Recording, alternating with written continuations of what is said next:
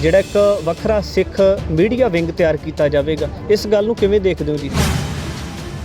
ਪੰਜਾਬ ਤੋਂ ਦੂਜੇ ਸੂਬਿਆਂ ਤੋਂ ਸਾਨੂੰ ਕਾਲਸ ਆਉਂਦੀਆਂ ਨੇ ਕਿ ਮੀਡੀਆ ਜਿੰਨਾ ਘਟੀਆ ਟਰਾਇਲ ਕਰ ਰਿਹਾ ਹੈ ਟੀਵੀ ਦੇ ਉੱਤੇ, ਜਿਸ ਢੰਗ ਦੀਆਂ ਘਟੀਆ ਲੈਵਲ ਦੀਆਂ ਚੀਜ਼ਾਂ ਕੀਤੀਆਂ ਜਾ ਰਹੀਆਂ ਸਿੱਖਾਂ ਦੇ ਖਿਲਾਫ, ਜਿੱਦਾਂ ਸਿੱਖਾਂ ਨੂੰ ਪੋਰਟਰੇ ਕੀਤਾ ਜਾ ਰਿਹਾ, ਅਸੀਂ ਬਹੁਤ ਇਨਸਿਕਿਉਰਿਟੀ ਫੀਲ ਕਰਦੇ ਹਾਂ ਔਰ ਉਹਨਾਂ ਦਾ ਇਹ ਇਨਸਿਕਿਉਰਿਟੀ ਫੀਲ ਕਰਨਾ ਜਾਇਜ਼ ਨਹੀਂ। ਜਦੋਂ ਸਿੱਖ ਲੰਗਰ ਲਾਉਂਦੇ ਨੇ, ਸਿੱਖ ਆਕਸੀਜਨ ਸਿਲੰਡਰਾਂ ਦਾ ਲੰਗਰ ਲਾਉਂਦੇ ਨੇ, ਜਦੋਂ ਸਾਰਾ ਦੇਸ਼ ਬੰਦ ਹੈ, ਸਿੱਖ ਲੋਕਾਂ ਦੀ ਜਾਨ ਬਚਾਉਣ ਲਈ ਸੜਕਾਂ 'ਤੇ ਉਤਰਦੇ ਨੇ, ਉਦੋਂ ਕੋਈ ਚਰਚਾ ਨਹੀਂ ਕਰਦਾ।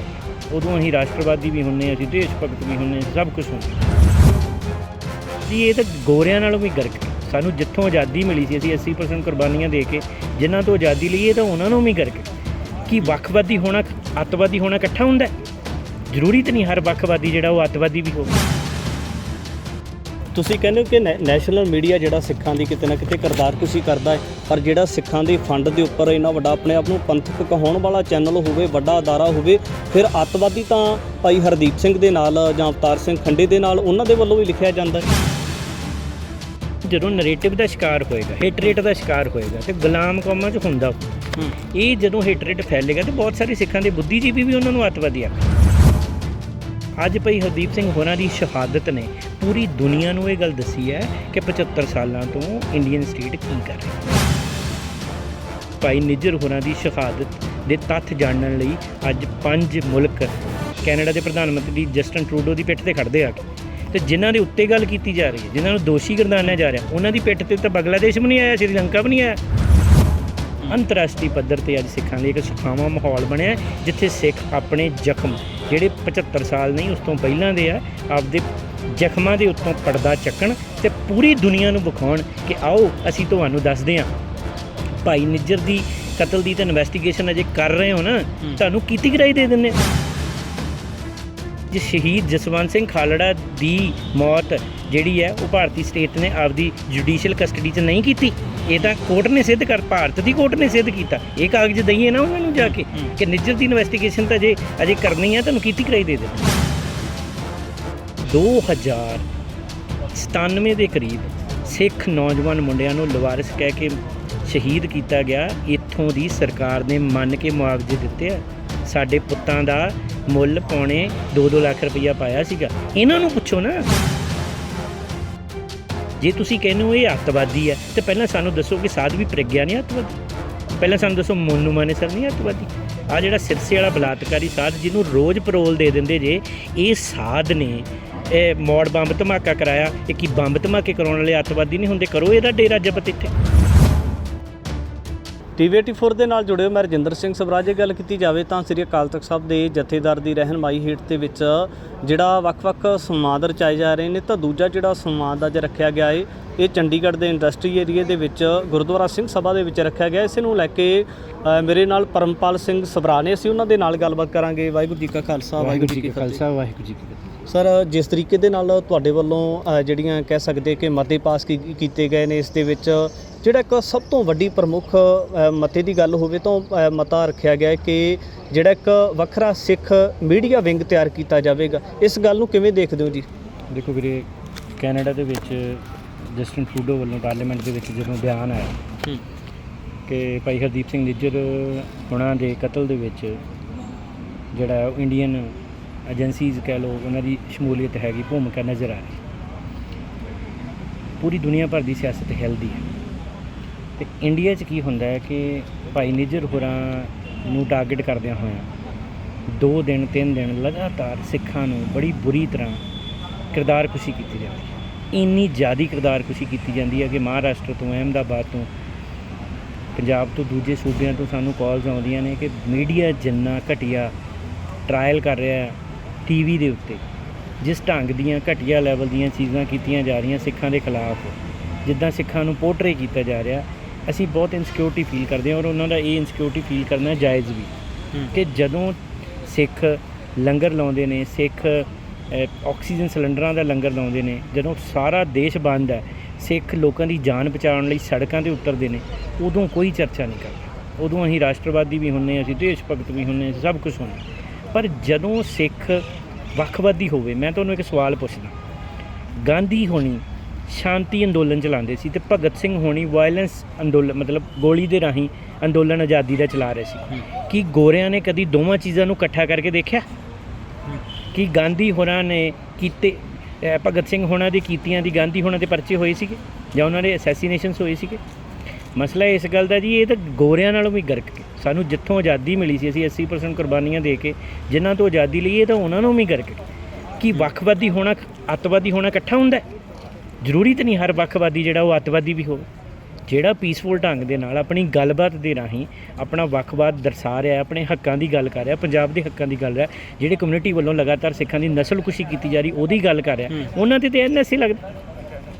ਇਹ ਤਾਂ ਕੋਈ ਜ਼ਰੂਰੀ ਨਹੀਂ ਹੈ ਕਿ ਜਿਹੜਾ ਵੱਖਵਾਦੀ ਵਿਚਾਰ ਰੱਖਦਾ ਹੋਵੇ ਉਹ ਅੱਤਵਾਦੀ ਵੀ ਹੋਵੇ, ਪਰ ਇਸ ਦੇਸ਼ ਦੇ ਵਿੱਚ ਵੱਖਵਾਦੀ ਵਿਚਾਰਧਾਰਾ ਰੱਖਣ ਵਾਲਿਆਂ ਨੂੰ ਅੱਤਵਾਦੀ ਬਣਾ ਕੇ ਪੇਸ਼ ਕੀਤਾ ਜਾਂਦਾ। ਤੁਸੀਂ ਕਹਿੰਦੇ ਹੋ ਕਿ ਨੈਸ਼ਨਲ ਮੀਡੀਆ ਜਿਹੜਾ ਸਿੱਖਾਂ ਦੀ ਕਿਤੇ ਨਾ ਕਿਤੇ ਕਿਰਦਾਰਕੁਸ਼ੀ ਕਰਦਾ ਹੈ, ਪਰ ਜਿਹੜਾ ਸਿੱਖਾਂ ਦੇ ਫੰਡ ਦੇ ਉੱਪਰ ਇੰਨਾ ਵੱਡਾ ਆਪਣੇ ਆਪ ਨੂੰ ਪੰਥਕ ਕਹਾਉਣ ਵਾਲਾ ਚੈਨਲ ਹੋਵੇ, ਵੱਡਾ ਅਦਾਰਾ ਹੋਵੇ, ਫਿਰ ਅੱਤਵਾਦੀ ਤਾਂ ਭਾਈ ਹਰਦੀਪ ਸਿੰਘ ਦੇ ਨਾਲ ਜਾਂ ਅਵਤਾਰ ਸਿੰਘ ਖੰਡੇ ਦੇ ਨਾਲ ਉਹਨਾਂ ਦੇ ਵੱਲੋਂ ਵੀ ਲਿਖਿਆ ਜਾਂਦਾ ਹੈ। ਦੇਖੋ ਵੀਰੇ, ਗੱਲ ਤੇ ਹੈ ਨਾ, ਜਦੋਂ ਨੈਰੇਟਿਵ ਦਾ ਸ਼ਿਕਾਰ ਹੋਏਗਾ, ਹੇਟਰੇਟ ਦਾ ਸ਼ਿਕਾਰ ਹੋਏਗਾ ਤੇ ਗੁਲਾਮ ਕੌਮਾਂ 'ਚ ਹੁੰਦਾ ਇਹ ਜਦੋਂ ਹੇਟਰੇਟ ਫੈਲੇਗਾ ਤੇ ਬਹੁਤ ਸਾਰੇ ਸਿੱਖਾਂ ਦੇ ਬੁੱਧੀਜੀਵੀ ਵੀ ਉਹਨਾਂ ਨੂੰ ਅੱਤਵਾਦੀ ਆਖਣਗੇ ਜਾਂ ਖਾਲਿਸਤਾਨੀ ਹੋਏ। ਖਾਲਿਸਤਾਨ ਦੀ ਗੱਲ ਕਰਕੇ ਇਹਨਾਂ ਨੇ ਸਾਡੇ ਭਾ ਦਾ ਰੱਟਾ ਪਾਤਾ। ਅੱਜ ਮੈਂ ਚੱਲਦੀ ਹੋਈ ਕਾਨਫਰੰਸ ਦੇ ਵਿੱਚ ਇੱਕ ਬੇਨਤੀ ਕੀਤੀ ਕਿ ਦੇਖੋ, ਪੂਰੀ ਦੁਨੀਆ ਦੇ ਅਸਲ ਰਾਜੇ, ਪੰਜਾਬੀ 'ਚ ਕਹਿਣ ਆ ਗੱਲ ਹੈ ਨਾ, ਅੰਗਰੇਜ਼ੀ 'ਚ ਹੋਰ ਟਰਮਸ ਬਣ ਜਾਣਗੇ, ਮੈਂ ਪੰਜਾਬੀ 'ਚ ਸਿੱਖ ਭਾਈਚਾਰੇ ਨੂੰ ਕਹਿਣਾ ਚਾਹੁੰਦਾ। ਦੁਨੀਆ ਦੇ ਜਿਹੜੇ ਰਾਜੇ ਨੇ ਨਾ ਅੱਜ ਅਸਲ ਗਲੋਬਲੀ ਜਿਨ੍ਹਾਂ ਦੇ ਕਬਜ਼ੇ 'ਚ ਸਾਰੀ ਸੰਸਾਰ ਦੀ ਪੂੰਜੀ ਆ, ਉਹ ਆ ਯਹੂਦੀ। 12 ਬੈਂਕਰਾਂ ਦਾ ਗੱਲ ਬਾਰ-ਬਾਰ ਜ਼ਿਕਰ ਮਿਲਦਾ ਕਿ 12 ਬੈਂਕਰ ਪੂਰੀ ਦੁਨੀਆ ਦੇ ਵਿੱਚ ਸਾਰੀ ਦੁਨੀਆ ਨੂੰ ਕੰਟਰੋਲ ਕਰਕੇ ਚਲਾਉਂਦੇ ਨੇ। ਕੋਈ ਉਹਨੂੰ ਲਿਊਮੀਨਾਟੀ ਕਹਿੰਦਾ, ਕੋਈ ਨਿਊ ਵਰਲਡ ਆਰਡਰ ਦੀ ਗੱਲ ਕਰਦਾ। ਮੋਦੀ ਜੀ ਨੇ ਆਪਦੇ ਭਾਸ਼ਣਾਂ 'ਚ ਹਜ਼ਾਰਾਂ ਵਾਰ ਨਿਊ ਵਰਲਡ ਆਰਡਰ ਦੀ ਗੱਲ ਕੀਤੀ। ਜਿਨ੍ਹਾਂ ਨੇ ਨਿਊ ਵਰਲਡ ਆਰਡਰ ਬਣਾਇਆ ਉਹ ਯਹੂਦੀ ਨੇ।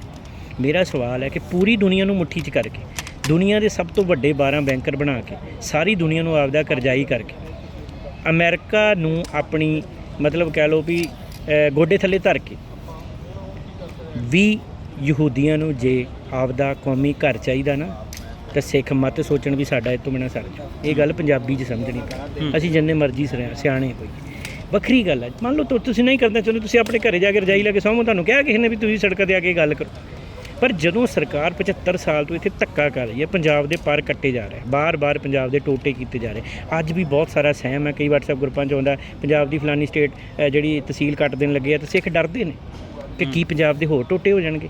ਮੇਰਾ ਸਵਾਲ ਇਹ ਹੈ ਕਿ ਜਦੋਂ ਸਾਡੇ ਲੋਕ ਇਸ ਗਲਤ ਨੈਰੇਟਿਵ ਦਾ ਸ਼ਿਕਾਰ ਹੋਣਗੇ ਤੇ ਥੱਲੇ ਲੈਵਲ ਤੱਕ ਆਟੋਮੈਟਿਕਲੀ ਗੱਲਾਂ ਗਲਤ ਜਾਂਦੀਆਂ ਨੇ। ਪਰ ਅੱਜ ਭਾਈ ਹਰਦੀਪ ਸਿੰਘ ਹੋਰਾਂ ਦੀ ਸ਼ਹਾਦਤ ਨੇ ਪੂਰੀ ਦੁਨੀਆ ਨੂੰ ਇਹ ਗੱਲ ਦੱਸੀ ਹੈ ਕਿ 75 ਸਾਲਾਂ ਤੋਂ ਇੰਡੀਅਨ ਸਟੇਟ ਕੀ ਕਰ ਰਹੀ ਹੈ। ਜਦੋਂ ਸਾਡੇ ਕੋਲ ਮੌਕਾ ਆਇਆ ਕਿ ਅਸੀਂ ਪੂਰੀ ਦੁਨੀਆ ਨੂੰ ਇਹ ਦੱਸ ਸਕੀਏ, ਔਰ ਉਦੋਂ ਜਦੋਂ 5 ਮੁਲਕ ਤੁਹਾਡੇ ਮੋਢੇ 'ਤੇ ਖੜੇ, ਕਿੱਡੀ ਵੱਡੀ ਗੱਲ ਹੈ। ਭਾਈ ਨਿੱਜਰ ਹੋਰਾਂ ਦੀ ਸ਼ਹਾਦਤ ਦੇ ਤੱਥ ਜਾਣਨ ਲਈ ਅੱਜ 5 ਮੁਲਕ ਟਰੂਡੋ ਦੇ ਕੈਨੇਡਾ ਦੇ ਪ੍ਰਧਾਨ ਮੰਤਰੀ ਜਸਟਨ ਟਰੂਡੋ ਦੀ ਪਿੱਠ 'ਤੇ ਖੜਦੇ ਆ ਕੇ, ਤੇ ਜਿਨ੍ਹਾਂ ਦੇ ਉੱਤੇ ਗੱਲ ਕੀਤੀ ਜਾ ਰਹੀ ਹੈ, ਜਿਨ੍ਹਾਂ ਨੂੰ ਦੋਸ਼ੀ ਗਰਦਾਨਿਆ ਜਾ ਰਿਹਾ, ਉਹਨਾਂ ਦੀ ਪਿੱਠ 'ਤੇ ਤਾਂ ਬੰਗਲਾਦੇਸ਼ ਵੀ ਨਹੀਂ ਆਇਆ, ਸ਼੍ਰੀਲੰਕਾ ਵੀ ਨਹੀਂ ਆਇਆ। ਸੋ ਮਸਲਾ ਇਹ ਗੱਲ ਦਾ ਵੀ ਸਿੱਖ ਸੈਲਫ ਹੇਟਰੇਟ ਦੀ ਬਜਾਏ ਸਥਿਤੀ ਨੂੰ ਸਮਝਣ ਦਾ ਯਤਨ ਕਰਨ। ਇੰਟਰਨੈਸ਼ਨਲ ਹੈ, ਬਹੁਤ ਵੱਡੀ ਗੱਲ ਹੈ। ਕੋਈ ਟਰੂਡੋ ਦੀਆਂ ਵੋਟਰਾਂ ਨੂੰ ਵੋਟਾਂ ਨਹੀਂ ਚਾਹੀਦੀਆਂ। ਇੱਥੇ ਪੰਜਾਬ 'ਚ ਤਾਂ ਸਾਰੇ ਸਿੱਖ ਇੱਕ ਦੂਜੇ ਨੂੰ ਇੱਕੋ ਪਾਰਟੀ ਨੂੰ ਵੋਟਾਂ ਪਾਉਂਦੇ ਨਹੀਂ, ਤੇ ਬੜੇ ਪੱਧਰੇ ਕੈਨੇਡਾ ਵਾਲੇ ਸਿੱਖ ਸਾਰੇ ਜਸਟਨ ਟਰੂਡੋ ਨੂੰ ਵੋਟਾਂ ਪਾ ਦੇਣਗੇ। 1,70,000 ਦੇ ਕਰੀਬ ਸਿੱਖ ਆ, ਤੇ ਉੱਥੇ ਵੋਟਾਂ ਵਾਟਾਂ ਦਾ ਪਾਦਾ ਕੋਈ ਰੌਲਾ ਨਹੀਂ ਹੈਗਾ। ਅੰਤਰਰਾਸ਼ਟਰੀ ਪੱਧਰ 'ਤੇ ਅੱਜ ਸਿੱਖਾਂ ਲਈ ਇੱਕ ਸੁਖਾਵਾਂ ਮਾਹੌਲ ਬਣਿਆ, ਜਿੱਥੇ ਸਿੱਖ ਆਪਣੇ ਜ਼ਖਮ ਜਿਹੜੇ 75 ਸਾਲ ਨਹੀਂ ਉਸ ਤੋਂ ਪਹਿਲਾਂ ਦੇ ਆ, ਆਪਦੇ ਜ਼ਖਮਾਂ ਦੇ ਉੱਤੋਂ ਪਰਦਾ ਚੱਕਣ ਤੇ ਪੂਰੀ ਦੁਨੀਆ ਨੂੰ ਵਿਖਾਉਣ ਕਿ ਆਓ ਅਸੀਂ ਤੁਹਾਨੂੰ ਦੱਸਦੇ ਹਾਂ। ਭਾਈ ਨਿੱਜਰ ਦੀ ਕਤਲ ਦੀ ਤਾਂ ਇਨਵੈਸਟੀਗੇਸ਼ਨ ਅਜੇ ਕਰ ਰਹੇ ਹੋ ਨਾ, ਤੁਹਾਨੂੰ ਕੀਤੀ ਕਰਾਈ ਦੇ ਦਿੰਦੇ। ਭਾਈ ਸ਼ਹੀਦ ਜਸਵੰਤ ਸਿੰਘ ਖਾਲੜਾ ਦੀ ਮੌਤ ਜਿਹੜੀ ਹੈ ਉਹ ਭਾਰਤੀ ਸਟੇਟ ਨੇ ਆਪਦੀ ਜੁਡੀਸ਼ੀਅਲ ਕਸਟਡੀ 'ਚ ਨਹੀਂ ਕੀਤੀ। ਇਹ ਤਾਂ ਕੋਰਟ ਨੇ ਸਿੱਧ ਕਰ, ਭਾਰਤ ਦੀ ਕੋਰਟ ਨੇ ਸਿੱਧ ਕੀਤਾ। ਇਹ ਕਾਗਜ਼ ਦਈਏ ਨਾ ਉਹਨਾਂ ਨੂੰ ਜਾ ਕੇ ਕਿ ਨਿੱਜਰ ਦੀ ਇਨਵੈਸਟੀਗੇਸ਼ਨ ਤਾਂ ਅਜੇ ਕਰਨੀ ਹੈ, ਤੁਹਾਨੂੰ ਕੀਤੀ ਕਰਾਈ ਦੇ ਦੇਣੇ। ਸ਼ਹੀਦ ਜਸਵੰਤ ਸਿੰਘ ਖਾਲੜਾ ਨੇ ਜਿੰਨਾ 25,000 ਲਵਾਰਿਸ ਲਾਸ਼ਾਂ ਦੀ ਗੱਲ ਕੈਨੇਡਾ ਦੀ ਪਾਰਲੀਮੈਂਟ 'ਚ ਕੀਤੀ ਸੀ ਜਾ ਕੇ, ਉਹਦੇ ਵਿੱਚੋਂ ਇਸ ਭਾਰਤ ਦੀ ਜਿਹੜੀ ਹਿਊਮਨ ਰਾਈਟ ਸੰਸਥਾ ਹੈ, ਨੈਸ਼ਨਲ ਹਿਊਮਨ ਰਾਈਟ ਕਮਿਸ਼ਨ, ਅੱਜ ਜਸਟਿਸ ਸਰਦਾਰ ਰਾਜਵਿੰਦਰ ਸਿੰਘ ਬੈਂਸ ਵੀ ਅੱਜ ਮੌਜੂਦ ਸੀਗੇ। ਮੈਂ ਉਹਨਾਂ ਨੂੰ ਕੋਡ ਕਰਦਿਆਂ ਹੋਇਆਂ ਕਿਹਾ ਕਿ 2097 ਦੇ ਕਰੀਬ ਸਿੱਖ ਨੌਜਵਾਨ ਮੁੰਡਿਆਂ ਨੂੰ ਲਵਾਰਿਸ ਕਹਿ ਕੇ ਸ਼ਹੀਦ ਕੀਤਾ ਗਿਆ। ਇੱਥੋਂ ਦੀ ਸਰਕਾਰ ਨੇ ਮੰਨ ਕੇ ਮੁਆਵਜ਼ੇ ਦਿੱਤੇ ਆ। ਸਾਡੇ ਪੁੱਤਾਂ ਦਾ ਮੁੱਲ ਪੌਣੇ 2-2 ਲੱਖ ਰੁਪਈਆ ਪਾਇਆ ਸੀਗਾ। ਇਹਨਾਂ ਨੂੰ ਪੁੱਛੋ ਨਾ, ਦੂਜੀ ਗੱਲ ਹੈ, ਤੁਸੀਂ ਸੈਲਫ ਹੇਟ ਰੇਟ 'ਚ ਹਮੇਸ਼ਾ ਸਟੇਟ ਦੀ ਗੱਲ ਨੂੰ ਅੱਖੋਂ ਓਹਲੇ ਕਰਦੇ ਹੋ। ਮੈਂ ਅੱਜ ਪੁੱਛਿਆ, ਮੈਂ ਤੁਹਾਡੇ ਮਾਧਿਅਮ ਰਾਹੀਂ ਵੀ ਪੁੱਛਣਾ ਚਾਹੁੰਦਾ, ਸਾਨੂੰ ਕੋਈ ਫਿਕਰ ਨਹੀਂ ਹੈ ਸਾਡੇ ਬਾਗੀਆਂ ਦੀ, ਸਾਡੇ ਵੱਖਵਾਦੀਆਂ ਦੀ ਕੋਈ ਜਾਇਦਾਦ ਜ਼ਬਤ ਕਰ ਲਈ, ਕੋਈ ਰੌਲਾ, ਕਿਉਂਕਿ ਮੁਗਲਾਂ ਤੋਂ ਲੈ ਕੇ ਹੁਣ ਤੱਕ ਮੋਦੀ ਤੱਕ ਕੋਈ ਸਰਕਾਰ ਐਸੀ ਨਹੀਂ ਆਈ ਜਿਨਨੇ ਸਾਡੇ ਪੰਜਾਬ ਦੇ ਜਾਏ ਬਾਗੀਆਂ ਦੀਆਂ ਜਾਇਦਾਦਾਂ ਜ਼ਬਤ ਨਹੀਂ ਕੀਤੀ। ਪਰ ਸਵਾਲ ਤਾਂ ਉਹਨਾਂ ਨੂੰ ਕਰਨਾ ਬਣਦਾ ਹੈ, ਜੇ ਤੁਸੀਂ ਕਹਿੰਦੇ ਹੋ ਇਹ ਅੱਤਵਾਦੀ ਹੈ ਤਾਂ ਪਹਿਲਾਂ ਸਾਨੂੰ ਦੱਸੋ ਕਿ ਸਾਧਵੀ ਪ੍ਰਗਿਆ ਨਹੀਂ ਅੱਤਵਾਦੀ, ਪਹਿਲਾਂ ਸਾਨੂੰ ਦੱਸੋ ਮੋਨੂ ਮਾਨੇਸਰ ਨਹੀਂ ਅੱਤਵਾਦੀ। ਆਹ ਜਿਹੜਾ ਸਿਰਸੇ ਵਾਲਾ ਬਲਾਤਕਾਰੀ ਸਾਧ ਜਿਹਨੂੰ ਰੋਜ਼ ਪਰੋਲ ਦੇ ਦਿੰਦੇ ਜੇ, ਇਹ ਸਾਧ ਨੇ ਇਹ ਮੌੜ ਬੰਬ ਧਮਾਕਾ ਕਰਾਇਆ, ਇਹ ਕੀ ਬੰਬ ਧਮਾਕੇ ਕਰਾਉਣ ਵਾਲੇ ਅੱਤਵਾਦੀ ਨਹੀਂ ਹੁੰਦੇ? ਕਰੋ ਇਹਦਾ ਡੇਰਾ ਜ਼ਬਤ ਇੱਥੇ। ਇਹ ਦੱਸਣਾ ਪੈਣਾ ਪੂਰੀ ਦੁਨੀਆ ਨੂੰ ਕਿ ਸਟੇਟ ਸਾਡੇ ਨਾਲ ਕਰ ਕੀ ਰਹੀ ਹੈ, ਔਰ ਬੜੇ ਵਧੀਆ ਢੰਗ ਨਾਲ, ਸੁਖਾਲੇ ਢੰਗ ਨਾਲ ਔਰ ਸ਼ਾਂਤਮਈ ਢੰਗ ਨਾਲ ਦੱਸਣਾ ਪੈਣਾ। ਬੜਾ ਸੰਵੇਦਨਸ਼ੀਲ ਮਸਲਾ ਹੈ ਔਰ ਸਰਕਾਰ, ਇਹ ਮੌਕਾ ਬਣਿਆ ਹੈ ਕਿ ਸਰਕਾਰ ਨੂੰ ਕਾਨੂੰਨੀ ਤੌਰ 'ਤੇ ਅੰਤਰਰਾਸ਼ਟਰੀ ਪੱਧਰ 'ਤੇ ਸੰਵਿਧਾਨਕ ਢੰਗ ਨਾਲ ਅੱਜ ਸਵਾਲ ਚਾਰਾਜ਼ੋਈ ਕੀਤੀ ਜਾਵੇ ਕਿ ਭਾਈ ਸਾਨੂੰ ਜਵਾਬ ਦਿਓ ਇਸ ਗੱਲ ਦਾ, ਤੁਸੀਂ ਕੀ ਕਰ ਰਹੇ ਹੋ। ਸਿੱਖਾਂ ਦੇ ਨਾਲ ਜਾਤੀਆਂ ਨੂੰ ਹੋ ਕੇ ਜਿਹੜੀਆਂ ਜਾਤੀਆਂ ਹੁੰਦੀਆਂ ਨੇ ਉਹਨਾਂ ਨੂੰ ਲੈ ਕੇ ਸਮੀਖਿਆ ਕੀਤੀ ਜਾਂਦੀ ਹੈ, ਪਰ ਕਿਤੇ ਨਾ ਕਿਤੇ ਜਿਹੜਾ ਬੁੱਧੀਜੀਵ ਵਰਗ ਮੰਨਿਆ ਜਾਂਦਾ ਹੈ ਉਹਦਾ ਕਿਤੇ ਨਾ ਕਿਤੇ ਰੁੱਖ ਮੰਨਿਆ ਜਾਵੇ, ਤੇ ਆਪਣਿਆਂ ਦੇ ਵੱਲੇ ਹੀ ਕਿਉਂ ਹੁੰਦਾ ਫਿਰ ਇਹਦੇ ਵਿੱਚ? ਵੇਖੋ ਵੀਰੇ, ਪਤਾ ਕੀ ਹੁੰਦਾ, ਮੈਂ ਕਹਿੰਦਾ ਵੀ ਨਿੱਜਰ ਨੇ ਜੋ ਕੀਤਾ ਉਹ ਤਾਂ ਕੈਨੇਡਾ ਸਿਟੀਜ਼ਨ ਹੈ, ਗੁਰਦੁਆਰੇ ਦਾ ਪ੍ਰਧਾਨ ਹੈ, ਉਹ ਕਿਹਦੇ ਬਦਲੇ ਕਰ ਰਿਹਾ? ਉਹਦੀ ਮੌਤ ਕਾਹਦੇ ਬਦਲੇ ਹੋਈ? ਉਹਨੇ ਕੀ ਲੈਣਾ ਕਿਸੇ ਤੋਂ? ਉਹਨੂੰ ਫੰਡ ਚਾਹੀਦੇ ਹੋਰ। ਇੱਕ ਪੂਰੇ ਵੱਡੇ ਗੁਰਦੁਆਰੇ ਦਾ ਸਿਲੈਕਟਡ ਪ੍ਰਧਾਨ ਹੈ, ਇਲੈਕਟਡ ਨਹੀਂ, ਲੰਬੇ ਸਮੇਂ ਤੋਂ, ਔਰ ਵਧੀਆ ਕਾਰੋਬਾਰ ਹੈ, ਉਹਨੇ ਲੈਣਾ ਕੀ ਹੈ? ਇਹ ਕਹਿਣਗੇ, ਇੰਡੀਅਨ ਮੀਡੀਆ ਤਾਂ ਕਹੇਗਾ ਕਿ ਉਹ ਜੀ ਪਾਕਿਸਤਾਨ ਦਾ ਏਜੰਟ ਹੈ, ਪਹਿਲਾਂ ਸਿੱਖ ਵੀ ਪਾਕਿਸਤਾਨ ਦੇ ਏਜੰਟ ਸੀ, ਹੁਣ ਸਿੱਖ ਕੈਨੇਡਾ ਦੇ ਏਜੰਟ ਆ, ਮੁੜ ਕੇ ਕਹਿਣਾ ਸਿੱਖ ਅਮਰੀਕਾ ਦੇ ਏਜੰਟ ਹੈ। ਮੂੰਹ 'ਚ ਬੁਰਕੀਆਂ ਜੋ ਬਾਈਡਨ ਦੇ ਰੋਜ਼ ਮੋਦੀ ਪਾਵੇ ਤਾਂ ਅਮਰੀਕਾ ਕੈਨੇਡਾ ਦੇ ਏਜੰਟ ਹੀ ਹੋ ਗਏ। ਜਦੋਂ ਵੇਖੋ ਕਿੱਡੀ ਵਧੀਆ ਗੱਲ ਹੈ ਵੀ ਜੇ ਤਾਂ ਕੈਨੇਡਾ ਤੇ ਅਮਰੀਕਾ ਦਾ ਰਾਸ਼ਟਰਪਤੀ ਤੁਹਾਡੇ ਨਾਲ ਜੱਫੀਆਂ ਪੈਣਾ ਤੇ ਕਹਿਣਾ ਵੀ ਮੋਦੀ ਮਾਚੋ ਮੈਂ ਨਾ, ਉਹ ਜੱਫੀਆਂ ਪਾ ਰਿਹਾ, ਮੋਦੀ ਬੜੀ ਤਗੜੀ ਚੀਜ਼ ਹੈ, ਤੇ ਜੇ ਉਹ ਦੋਵੇਂ ਮੁਲਕ ਮੋਦੀ ਦਾ ਮੁੱਕੂ ਠੱਪਣ ਤੇ ਕਹਿਣਾ ਇਹ ਸਿੱਖ ਗੰਦੇ ਨੇ। ਮਤਲਬ ਕਿਆ ਗੰਦੀ ਵਿਚਾਰਧਾਰਾ ਹੈ।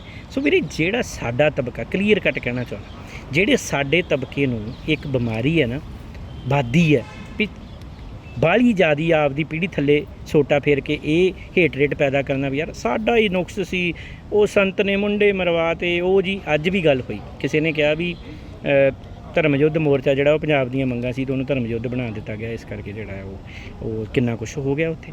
ਮੈਂ ਪੁੱਛਿਆ ਵੀ ਓਕੇ, ਧਰਮ ਯੁੱਧ ਮੋਰਚਾ ਸੀ, ਇੰਨਾ ਜ਼ਿਆਦਾ ਵੱਡੇ ਪੱਧਰ ਦੇ ਉੱਤੇ ਕਤਲੋਗਾਰਤ ਹੋ ਗਈ, ਮੰਨ ਲਈ, ਕੀ ਸਟੇਟ ਨੇ ਉਸ ਤੋਂ ਬਾਅਦ ਤੁਹਾਨੂੰ ਸਾਰਾ ਕੁਝ ਤੁਹਾਨੂੰ ਦੇ ਤਾ ਕਿ ਅਜੇ ਤੱਕ ਜਾਰੀ ਹੈ? ਤੁਸੀਂ ਦੇਖੋ ਵੀ ਇੱਕ ਬਾਬਾ, ਲੱਖ ਬੰਦਾ ਉਹਦੇ ਗਾੜੀ ਬੈਠਾ, ਉਹ ਬਾਗੇਸ਼ਵਰ ਧਾਮ ਵਾਲਾ, ਮੈਨੂੰ ਨਾਂ ਨਹੀਂ ਪਤਾ, ਨਾਂ ਲੈਣਾ ਵੀ ਨਹੀਂ ਚਾਹੁੰਦਾ, ਉਹ ਬਾਬਾ ਸਟੇਜ ਦੇ ਉੱਤੋਂ ਹਿੰਦੂ ਰਾਸ਼ਟਰ ਦੀ ਗੱਲ ਕਰੇ ਤੇ ਬਾਬੇ ਨੂੰ ਜੱਡ ਸੁਰੱਖਿਆ ਤੇ ਬਾਬਾ ਚਾਰਟਰ ਪਲੇਨਾਂ 'ਤੇ ਘੁੰਮੇ। ਤੇ ਜੇ ਸਾਡਾ ਮੁੰਡਾ ਅੰਮ੍ਰਿਤਪਾਲ ਸਿੰਘ ਖਾਲਿਸਤਾਨ ਦੀ ਗੱਲ ਕਰੇ ਤੇ NSA ਲਾ ਕੇ ਦੇ ਅੰਦਰ, ਯਾਰ ਇਹ ਕੰਟਰੀ ਚੱਲ ਰਹੀ, ਚਿੜੀਆ ਘਰ ਹੈ, ਇੱਦਾਂ ਦੇ ਨਹੀਂ। ਤੁਸੀਂ ਸਾਰਿਆਂ ਨੂੰ ਬਰਾਬਰ, ਸੰਤ ਜਰਨੈਲ ਸਿੰਘ ਨੇ ਕੀ ਕਿਹਾ ਕਿ ਸਾਨੂੰ ਬਰਾਬਰ ਦੇ ਸ਼ਹਿਰੀ ਤਾਂ ਮੰਨੋ ਨਾ ਯਾਰ। ਤੇ ਜੇ ਤੁਸੀਂ ਸਾਨੂੰ ਮਤਲਬ ਮਤਰੇਏ ਪੁੱਤਾਂ ਵਾਲਾ ਸਾਡੇ ਨਾਲ ਵਿਹਾਰ ਕਰਕੇ ਤੇ ਸਾਨੂੰ ਕੁੱਟਣਾ ਹੀ ਆ, ਸਾਨੂੰ ਮਾਰਨਾ ਹੀ ਆ, ਸਾਡੀ ਜੜ ਵੱਢਣੀ ਆ, ਤੇ ਫਿਰ ਸਾਡੀ ਪੱਕੀ ਜੜ ਵੱਢ ਦਿਓ। ਫਿਰ ਪੱਕੀ ਜੜ ਵੱਢਣ 'ਚ ਕੀ ਨੁਕਸ ਹੈ? ਫਿਰ ਸਾਡੇ ਤੇ ਜੋ ਬੀਤੂ ਅਸੀਂ ਕਰ ਲਾਂਗੇ।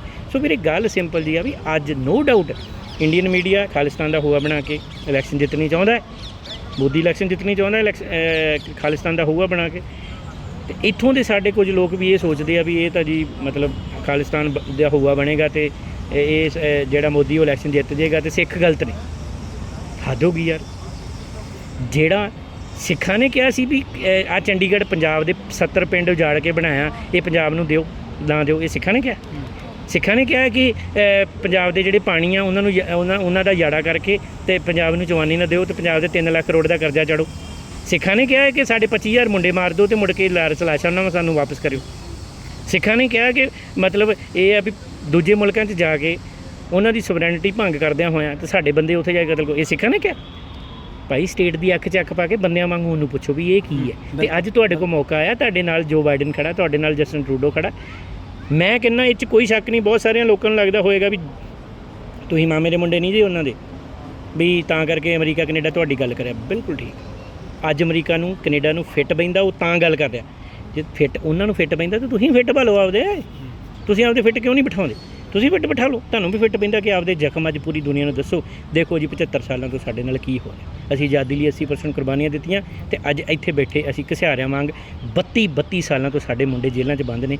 ਔਰ ਇੱਥੇ ਬੈਠਿਆਂ ਸਾਨੂੰ ਗੱਲਾਂ ਕਰਦਿਆਂ ਨੂੰ ਵੀ NSA ਲੱਗ ਰਹੀ ਹੈ ਤੇ ਕਿਤਾਬਾਂ ਰੱਖਣ ਦੇ ਦੋਸ਼ ਵਿੱਚ ਸਾਨੂੰ ਉਮਰ ਕੈਦਾਂ ਹੋ ਰਹੀਆਂ। ਤੁਸੀਂ ਵੀ ਦੁਨੀਆ ਨੂੰ ਦੱਸੋ ਨਾ ਸਾਡੇ ਨਾਲ ਕੀ ਬੀਤੀ। ਸ੍ਰੀ ਅਕਾਲ ਤਖਤ ਸਾਹਿਬ ਦੇ ਸਾਬਕਾ ਜਥੇਦਾਰ ਅਤੇ ਸਾਬੋ ਕੀ ਤਲਵੰਡੀ ਦੇ ਜਥੇਦਾਰ ਗਿਆਨੀ ਹਰਪ੍ਰੀਤ ਸਿੰਘ ਦੀ ਅਗਵਾਈ ਦੇ ਵਿੱਚ ਜੋ ਅੱਜ ਸੈਮੀਨਾਰ ਹੋਇਆ ਤੇ ਉਸ ਤੋਂ ਬਾਅਦ ਜਿਹੜੇ ਮਤਿਆਂ ਦੀ ਸਹਿਮਤੀ ਹੋਈ ਹੈ ਇਸ ਨੂੰ ਲੈ ਕੇ ਗੱਲਬਾਤ ਕੀਤੀ ਹੈ ਤੇ ਭਵਿੱਖ ਦੇ ਵਿੱਚ ਵੀ ਦੇਖਣਾ ਹੋਵੇਗਾ ਜਿਹੜੇ ਮਤਿਆਂ ਨੂੰ ਲੈ ਕੇ ਸਹਿਮਤੀ ਹੋਈ ਹੈ ਇਹਦੀ ਪ੍ਰਵਾਨਗੀ ਸਿੱਖ ਸੰਗਤ ਦੇ ਵੱਲੋਂ ਕਿਸ ਤਰੀਕੇ ਦੇ ਨਾਲ ਦਿੱਤੀ ਜਾਂਦੀ ਹੈ। ਆਉਣ ਵਾਲੇ ਸਮੇਂ ਦੇ ਵਿੱਚ ਵੀ ਗੱਲਬਾਤ ਲੈ ਕੇ ਹਾਜ਼ਰ ਹੁੰਦੇ ਰਹਾਂਗੇ। ਧੰਨਵਾਦ।